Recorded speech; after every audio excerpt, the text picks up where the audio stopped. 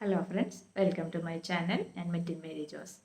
ഞാനിന്ന് വന്നിരിക്കുന്നത് എൻ്റെ അടുത്ത് കുറച്ച് പേര് ചോദിച്ചിട്ടുണ്ട് LICയിലെ പോളിസി ബോണ്ട് പോയാൽ എന്താണ് ചെയ്യേണ്ടത് എന്നുള്ളത്. ഈ അടുത്ത ദിവസങ്ങളിലും ഒരു എൻക്വയറി വന്നിട്ടുണ്ടായിരുന്നു. അപ്പോൾ ഞാൻ പറഞ്ഞിരുന്ന വീഡിയോ അപ്ലോഡ് ചെയ്യാമെന്ന്. അതായത് പോളിസി ബോണ്ട് പോയാൽ ആദ്യം ചെയ്യേണ്ട കാര്യം അത് കണ്ടുപിടിക്കാൻ എന്തെങ്കിലും മാർഗം ഉണ്ടോ എന്നൊന്ന് നോക്കുക, നിങ്ങൾ അന്വേഷിക്കുക. പിന്നെ നമ്മൾ പോളിസിയിൽ നിന്ന് ലോൺ എടുത്തിട്ടുണ്ടെങ്കിൽ നിങ്ങളുടെ പോളിസി ബോണ്ട് LIC ബ്രാഞ്ചിലായിരിക്കും ഉണ്ടായിരിക്കുക. ഇനി പോളിസി ആർക്കെങ്കിലും അസൈൻ ചെയ്തിട്ടുണ്ടെങ്കിൽ, അതായത് ഇപ്പോൾ നമ്മളെന്തെങ്കിലുമൊക്കെ കുറി വിളിച്ചെടുത്തിട്ടുണ്ടാവാം, അതിന് ഒരു സെക്യൂരിറ്റി ആയിട്ട് നമ്മുടെ LIC പോളിസി അസൈൻ ചെയ്തിട്ടുണ്ടാവും. അങ്ങനെയാണെങ്കിലും നമ്മളുടെ LIC പോളിസി ബോണ്ട് നമ്മളുടെ കയ്യിലുണ്ടാവില്ല, അത് അവരുടെ കയ്യിലായിരിക്കും. ഇപ്പോൾ KSFE എന്നാണ് നമ്മളൊരു കുറി വിളിച്ചെടുത്ത് നമ്മൾ പോളിസി അസൈൻ ചെയ്തിട്ടുണ്ടെങ്കിൽ അവരുടെ കയ്യിലായിരിക്കും. എന്ന് നമ്മൾ അതിൻ്റെ ലയബിലിറ്റി തീർക്കണോ അന്ന് നമ്മളത് റീഅസൈൻ ചെയ്തെടുക്കണം. പിന്നെ അതല്ലാന്നുണ്ടെങ്കിൽ നിങ്ങളുടെ ഏജൻറ്റിൻ്റെ കയ്യിലുണ്ടോ എന്ന് ഒന്ന് അന്വേഷിക്കുക. കാരണം ഇപ്പോൾ എല്ലാവർക്കും ബൈ പോസ്റ്റ് രജിസ്റ്റേർഡ് ആയിട്ടാണ് LIC പോളിസി ബോണ്ട് അയക്കുന്നത്. പക്ഷേ ആദ്യം ഏജൻസാണ് അത് വാങ്ങിച്ചിട്ട് കസ്റ്റമേഴ്സിന് തന്നുകൊണ്ടിരിക്കുന്നത്. അപ്പോൾ അങ്ങനെയുണ്ടോ എന്ന് ഒന്ന് അന്വേഷിക്കുക. അതല്ല എന്നുണ്ടെങ്കിൽ, ഇതെല്ലാം അന്വേഷിച്ചിട്ടും ഇല്ല എന്നുണ്ടെങ്കിലാണ് നെക്സ്റ്റ് സ്റ്റെപ്പിലേക്ക് നമ്മൾ പോകേണ്ടത്. കാരണം LIC പോളിസി ബോണ്ട് എന്തായാലും നമുക്ക് ആവശ്യമാണ്. കാരണം പോളിസി മെച്യൂരിറ്റിയുടെ സമയത്താണെങ്കിലും അതിൻ്റെ ഒരു സർവൈവൽ ബെനിഫിറ്റ് കിട്ടുമ്പോഴാണെങ്കിലും ഈ പോളിസി ബോണ്ട് ബ്രാഞ്ചിൽ ചോദിക്കും. അതുപോലെ ലോൺ എടുക്കണമോ, അസൈൻ ചെയ്യണോ, എന്തിനു വേണമെങ്കിലും ഈ പോളിസി ബോണ്ട് നമ്മൾ സൂക്ഷിച്ചു വെക്കേണ്ടതാണ്. അപ്പോൾ ഇനി ഇതെല്ലാം നമ്മൾ നോക്കിയിട്ടും ഇതൊന്നുമല്ല നമ്മളുടെ കയ്യിൽ നിന്ന് മിസ്സായി എന്നുണ്ടെങ്കിൽ നമുക്ക് രണ്ട് രീതിയിൽ ചെയ്യാം. നമ്മൾക്ക് ഒന്നുകിൽ ഡ്യൂപ്ലിക്കേറ്റ് ബോണ്ട് ഉണ്ടാക്കാം. അതല്ലാന്നുണ്ടെങ്കിൽ ഇപ്പോൾ മെച്യൂരിറ്റിയുടെ സമയത്താണ് നിങ്ങൾ അറിയുന്നത് നിങ്ങളുടെ പോളിസി ബോണ്ട് മിസ്സിംഗ് ആണെന്ന് അറിയുന്നതെങ്കിൽ ആ പോളിസി മെച്യൂറായി, അപ്പോൾ പിന്നെ നിങ്ങൾക്ക് ഡ്യൂപ്ലിക്കേറ്റ് ബോണ്ട് ഉണ്ടാക്കേണ്ട ആവശ്യമില്ല.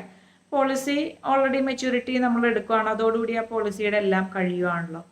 അപ്പോൾ നിങ്ങൾക്ക് പോളിസി ബോണ്ട് ഡ്യൂപ്ലിക്കേറ്റ് ബോണ്ട് ഉണ്ടാക്കണമെങ്കിലും അതല്ല മെച്യൂരിറ്റിയിൽ നമ്മളത് മെച്യൂരിറ്റി ബെനിഫിറ്റ് വാങ്ങിക്കാൻ നേരത്താണ് ഇതില്ല എന്ന് കാണുന്നുണ്ടെങ്കിൽ രണ്ട് ഫോംസാണ്. അതായത് ടോട്ടൽ ഒരു 3 ഫോം നമ്മുടെ ബ്രാഞ്ച് ഓഫീസിൽ നിന്ന് തരും.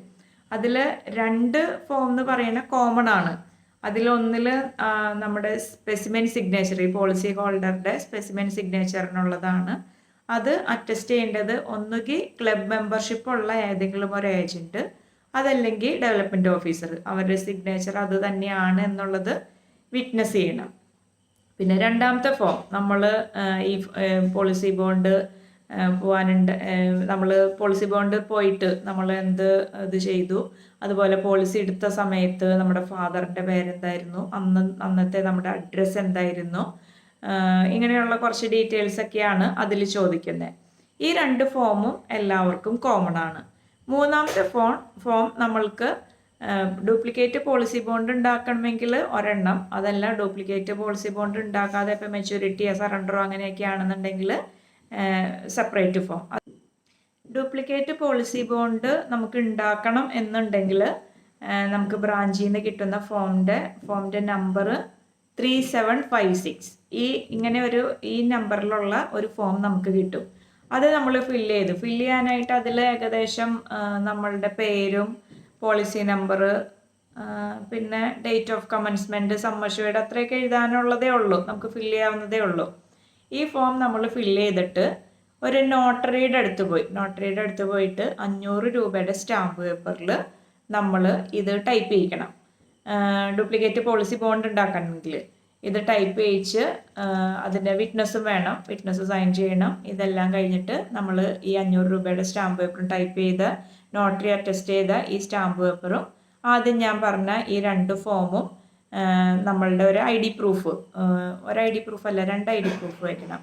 2 ID പ്രൂഫും കൂട്ടിയിട്ട് ഇനി സറണ്ടർ ആണെന്നുണ്ടെങ്കിൽ ആ സറണ്ടറിൻ്റെ ഫോംസും അതിൻ്റെ കൂടെ അറ്റാച്ച് ചെയ്ത് ബ്രാഞ്ചിൽ കൊടുക്കുക. ഇനി മെച്യൂരിറ്റി ആണെന്നുണ്ടെങ്കിൽ ഡ്യൂപ്ലിക്കേറ്റ് പോളിസി ബോണ്ട് ആവശ്യമില്ല. മെച്യൂരിറ്റി ആണെങ്കിലും സറണ്ടർ ആണെങ്കിലും ഡ്യൂപ്ലിക്കേറ്റ് പോളിസി ആവശ്യമില്ല. ഡ്യൂപ്ലിക്കേറ്റ് പോളിസി വേണ്ടാത്തതിന് നമ്മൾക്ക് കിട്ടുന്ന ഫോം 3815 എന്ന് പറഞ്ഞ നമ്പറിലുള്ള ഫോമാണ്. ഡ്യൂപ്ലിക്കേറ്റ് പോളിസി വേണ്ട, അപ്പോൾ മെച്യൂരിറ്റിയോ സറണ്ടറോ ആണെന്നുണ്ടെങ്കിൽ ഡ്യൂപ്ലിക്കേറ്റ് ബോണ്ടിൻ്റെ ആവശ്യമില്ല.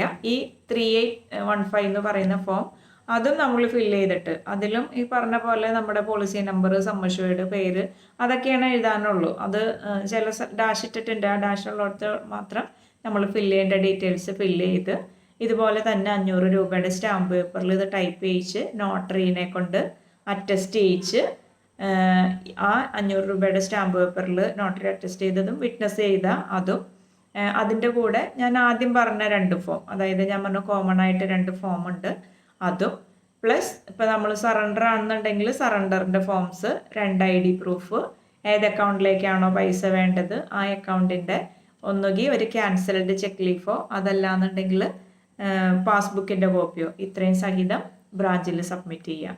ഇനി മെച്യൂരിറ്റി ആണെന്നുണ്ടെങ്കിൽ ഈ ബോണ്ടിൻ്റെ ഈ 3 ഫോമും അതിൻ്റെ കൂടെ മെച്യൂരിറ്റിയുടെ ഫോമും ID പ്രൂഫും ബാങ്കിൻ്റെ പ്രൂഫും കൂടി സബ്മിറ്റ് ചെയ്യാം. അപ്പോൾ നമ്മളിത് നോട്ടറിയുടെ അടുത്ത് അറ്റസ്റ്റ് ചെയ്യിക്കാൻ പോകുമ്പോൾ നിങ്ങൾക്ക് ഏത് ബ്രാഞ്ചിലാണോ പോളിസി അവിടെ ചോദിച്ചാൽ അവർ പറഞ്ഞു തരും. കാരണം ഇങ്ങനെ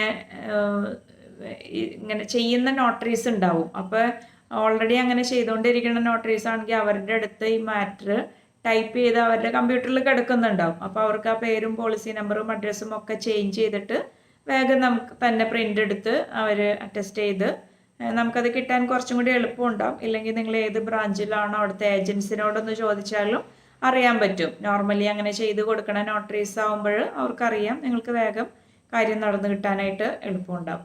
അപ്പോൾ ഇതാണ് പ്രൊസീജിയേഴ്സ്. ഏറ്റവും പ്രധാനം പോളിസി ബോണ്ട് സൂക്ഷിച്ച് തന്നെ വെക്കുക. പിന്നെ ഏജൻസി നോർമലി എല്ലാവരും ചെയ്യുന്നൊരു കാര്യമുണ്ട്. ഇപ്പം ഞാൻ ഏജൻസി എടുത്തിട്ട് 14 വർഷമായി. പോളിസി ബോണ്ട് കണ്ടില്ലെങ്കിൽ എല്ലാവരും അല്ല, ചിലരെങ്കിലും പറയുന്നൊരു കാര്യമുണ്ട്, മെറ്റിന് അങ്ങനെ ഒരു സംഭവം എനിക്ക് കിട്ടിയിട്ടില്ല കേട്ടോ, അത് എനിക്ക് തന്നിട്ടില്ല, അങ്ങനെയൊക്കെ ഉണ്ടെങ്കിൽ ഞാൻ സൂക്ഷിച്ച് വെക്കാറുണ്ട് എന്ന് പറയും. പക്ഷേ ഏജൻസി ചെയ്യേണ്ട ഒരു കാര്യം ഇപ്പം പിന്നെ അതിൻ്റെ ആവശ്യം വരുന്നില്ല, രജിസ്റ്റേർഡ് ആയിട്ട് അയക്കുകയാണ്. അങ്ങനെ കൊടുക്കുന്നവരെ കൊണ്ട് നമ്മൾ ഒരു ബുക്കിൽ ഒന്ന് സൈൻ ചെയ്യിച്ച് വാങ്ങിക്കുക. കാരണം കിട്ടാണ്ടാവുമ്പോൾ ചിലരെങ്കിലും അവർ മറന്നു പോയിട്ടുണ്ടാകും, കാരണം വർഷങ്ങൾ കഴിഞ്ഞിട്ടാണ് ഇത് കിട്ടുന്നത്. അതുപോലെ ഏജൻസിൻ്റെ കയ്യിലുള്ള ഫോം, ഇപ്പം എൻ്റെ കയ്യിലൊക്കെ ചിലർ പറയാറുണ്ട് മെറ്റിൻ തന്നെ അത് സൂക്ഷിച്ചോ, കാരണം അവരുടെ കയ്യിൽ നിന്ന് ചിലപ്പോൾ മിസ്സാവും. അപ്പോൾ അങ്ങനെയുള്ളവർ, ഇപ്പം ഞാൻ എൻ്റെ കയ്യിലുള്ള പോളിസി ബോണ്ടുകളുടെ ഒരു രജിസ്റ്റർ ഞാൻ കീപ്പ് ചെയ്യുന്നുണ്ട്. അപ്പോൾ എനിക്കത് നോക്കി അറിയാം ആരുടെ പോളിസി ബോണ്ട് എൻ്റെ കയ്യിലിരിക്കുന്നത്. കാരണം നമുക്കും വർഷങ്ങൾ കഴിഞ്ഞിട്ടുള്ളതാണ്, മറവി വരാം. അപ്പോൾ നമ്മളും ആ രീതിയിൽ ഏജൻസ് ആണെങ്കിലും ആ രീതിയിൽ ഒരു റെക്കോർഡ് കീപ്പ് ചെയ്യുക, സൂക്ഷിച്ച് വയ്ക്കുക. ഇങ്ങനെ പോയിട്ടുണ്ടെങ്കിൽ അന്വേഷിച്ചിട്ടും കണ്ടെത്തിയില്ല എന്നുണ്ടെങ്കിൽ ഈ രീതിയിൽ നിങ്ങൾ പ്രൊസീഡ് ചെയ്യുക. അപ്പോൾ ഇന്നത്തെ വീഡിയോ നിങ്ങൾക്ക് ഉപകാരപ്രദമായെന്ന് വിചാരിക്കണോ. വീഡിയോ ഇഷ്ടമായെങ്കിൽ ലൈക്ക് ചെയ്യുക, ഷെയർ ചെയ്യുക, സബ്സ്ക്രൈബ് ചെയ്യുക. അടുത്തൊരു വീഡിയോ ആയിട്ട് വരുന്നത് വരെ ബൈ.